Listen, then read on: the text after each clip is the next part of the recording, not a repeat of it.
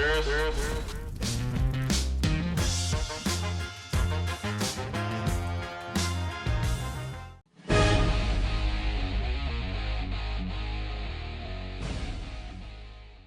what's up, everybody? Today we're going to talk about the Cowboys Rookie Class. Where do they stand right now as we get their feet wet with training camp and preseason action? Where do they stand? What's the likelihood of these guys contributing to the 2023 season? This is serious. D for defense, because our defense is going to be badass. Boom! Yeah, baby. So let's get right into it, man. Where is the rookie class at? You know, we got to check in with these guys. Are they 53 locks? Are they locks on this roster? Okay. Let's get right into it, man. First one, Mazi Smith, right? Defensive tackle, first round pick. He's the guy that's going to be taking up the double and triple teams, okay? Likelihood of him contributing, 100%. Okay, so no worries there. He's going to contribute right out the gate, and you've already seen him, make some splash plays here in training camp and in the preseason, okay? So expect more of that. Expect his ability to gobble up the whole, help really stifle the running game, let our linebackers just sideline to sideline tackle, hit the seams, hit the gaps, the fits, the run fits, and just go to town on everything. And then your edge rushers' ability to crack it open, man. Crack open some sacks, okay? In round 2, Schoonmaker. Okay, where's he at with the roster? Missed all of minicamp with the foot issue. All right. Finally got activated off the injury list here for training camp, and he's getting his feet under him. Okay. Making plays. Saw some snaps here in the preseason. What is the likelihood of him contributing here in the regular season? It's very high. Very high. I would say contribution rate for 2023 season probably hovering around probably like 80%. 80%, because for me, tight end 1 is going to be Ferguson. Schoonmaker might be one of these guys that you really look at in the red zone, goal line, and running situations, obviously. Okay, so he'll see a good amount of snaps. He's definitely making the 53 squad. Round 3, DeMarvion Overshown. Okay. Contribution rate for the 2023 season, I think it's going to be pretty high as well.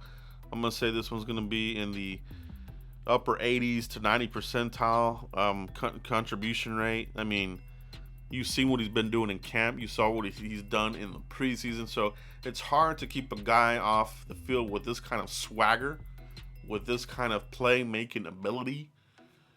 He likes to seek and strike, all right? And he really does like to put the physicality in his hits, his tackles. It's going to be a very good pick for us. I've said this early on.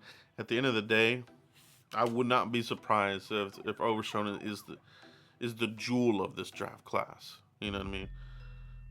And that's not throwing any kind of shade towards Mazi Smith. I think Mazi's going to have his role here for the Cowboys. Mazi Smith is a key part of this defense, a key part of taking the defense to the next level. It reminds me of the Cowboys from the 90s when they were building the defense. You brought in Haley, you drafted Jimmy Jones at defensive tackle. Then they had Russell Maryland in the first round, a guy who would help stuff the run and could also get to the quarterback along the way. So they built a very good defense there in the 90s, and I think this piece here, Mazi Smith, is an integral piece. But Overshown, his contribution rate is going to be upper 80s, 90 percentile. So he's making the team. Round 4, Fehoko, Junior Fehoko. This is probably the one question mark of the roster. He's missing time, right? Even before then, very quiet training camp. You know what I mean? So I think this one here, kind of, it's early, but it almost feels like a little bit of a developmental pick. You know what I mean? Where they need to bring him along. Oh, well, he's gonna be in here and he'll be defensive tackle. He's gonna do this and that. It's been very quiet, bro. And now he's sitting out with a shoulder strain injury. Didn't play in the first preseason game, and he's not gonna play the second preseason game. So he's trending the wrong way. He's trending towards possibly pop. You know what I mean? So what's his contribution rate gonna be for the 2023 season? It's a question mark to be determined. All right, because of the injury. Could he get the shelf? Could he get the red shirt season? That would be a shame, 4th round pick. But hopefully he's able to come back and contribute, because we need that. All right, round 5. Asim Richards. All right. Round 5 contribution rate. I do think that he makes the team. All right. I think they're going to try to develop him as a swing tackle. I think it's probably him and Waletzko are going to be your swing tackles. That's just my guess. All right. So he'll make the team. He reminds me of, he's raw. All right. He reminds me a lot of Jeremy Parnell. Developmental kind of guy, right? 5th round, Jeremy Parnell was an undrafted guy. Both these guys are raw. They're kind of slow coming out the snap. They look a little sluggish, heavy-footed coming out of their snap. It doesn't look too smooth. He's got some work to do, right? He's got some work to do. So, but they like him. They like the power, and he's shown some things here. You know what I mean? He definitely you don't have a Chaz Green here. This is a guy that you can work with. He's got traits. He's got the length, obviously, with the arm, so he's able to keep these defenders off. Just the foot movement, I think work on that, and you have somebody that you can develop. Like I said, a Jeremy Parnell kind of body type, kind of maybe the career trajectory of him. So you might have somebody in here that could be a swing guy, develops if he gets in the right program in the off season, maybe works with Duke Merriweather. He can be somebody that could be elevated at some point if he puts the work in. Right? Round 6 guy. All right. Eric Scott Jr., the motherfucker. Okay. I think this guy, he's made the team. He's been making plays. I think this is a late round gem. All right. Round 6. Late round gem. Has outplayed Kelvin Joseph. So, I think if somebody gets dinged up or whatever, Gilmore or whatever, I think Scott could fit that void. Coming along really good. He's got the speed and playmaking ability, motherfucker. All right, so Eric Scott Jr.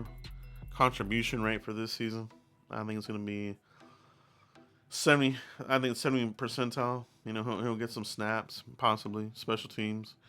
Asim Richards, his percentile, he's making the team. Snaps during the season, hopefully none. We don't want to see him come in relief for some injury, but you never know what might happen with Tyron Smith. So we'll see what happens there. So the other one here, round 6, Deuce Vaughn. Contribution percentile for Deuce Vaughn is going to be pretty high, man.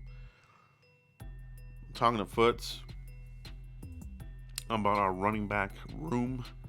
Who's the number 2 running back? I don't think this is going to be a number 2, 3. I think Tony Pollard is your undisputed number 1, and then after that, I think the Cowboys are going to use like this mix of a mishmash of plays. We want certain plays for Deuce Vaughn, we want certain plays for Rico Dowdle, Malik Davis. He's got to show me more, man. Didn't have a very good game. Rico Dowdle had a good game. Gotta hold on to the ball though. So, but I think Deuce Vaughn and the talent's there, the elusiveness. Like I said, he does have that elusiveness. Oh, you said Barry Sanders? Yeah, motherfucker. I did say that. He's got that elusiveness, just like him. Now, I'm not saying this guy's gonna run for 1,800 yards and 15 touchdowns like Barry Sanders. I said the trait, motherfucker. I hate these guys that come in and chat and they hear a name and then they run with it. Oh, you said Barry Sanders, and the motherfucker don't even spell it right. B-A, motherfucker. R-R-Y. Get the Hall of Fame namers name right, little bitch. So, Deuce Vaughn, all right, he's gonna contribute, and he's got that elusiveness. Now you see me, now you don't. Okay, and that's what Barry Sanders fucking did, bro. That's what he did. There was only a few players with this type of running style. He gets away with it because of his stature. 5'5", 5'6", whatever you want to call it. Speed's there, agility's there, the elusiveness is there. So, contribution percentile for Deuce Vaughn, it's up there, bro. I'm gonna say 80 percentile. He's gonna get a pretty good workload. You might even see him on the same field with Tony Pollard. We saw the Cowboys do this a little bit with Team P and Zeke. You might see him out there, man. And then to close it out in round 7, Jalen Brooks. All right. And this is going to come down to these next 2 preseason games. He's got to beat out Fehoko. And Fehoko has to beat him out. Who is going to get it? For me, I think I've seen enough of Fehoko. I think he plateaued. You're not seeing the progression. You're seeing the same kind of player. Make a play here, drop a pass here. He'll make a play here. He'll deflect a pass, interception here. Can't have it, man. So, bring in the new blood. Keep Jalen Brooks here. Fehoko, if you want to bring him to the practice squad, you can. But for me, Jalen Brooks, bring him in here. Continue to let him get his confidence and rapport with Dak and Cooper Rush and run that. You know what I mean? So I think his percentage kind of a little bit of a to be determined as well, because I don't think his spot is guaranteed yet, along with Junior Fehoko. I think these 2 guys have the question marks right now. One is an injury, and then with Jalen Brooks he's got to be out Simi Fehoko. All right, guys, let me know what you guys think about the draft class. Who's going to contribute to the 2023 season and who is not? Let me know in the comments. Continue to like, subscribe, and share. I'll see you for the next one. Peace.